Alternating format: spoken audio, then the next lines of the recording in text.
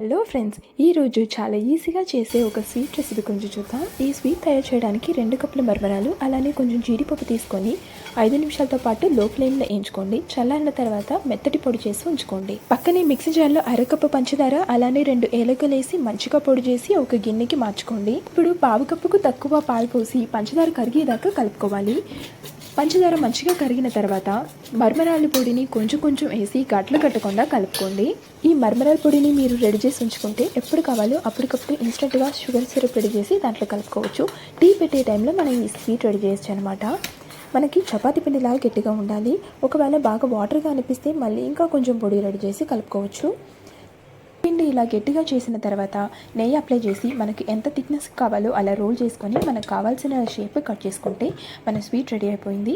అంతేనంటే చాలా ఈజీగా చేయొచ్చు. మా వీడియో నచ్చినట్టయితే సబ్స్క్రైబ్ చేయండి. Thank you.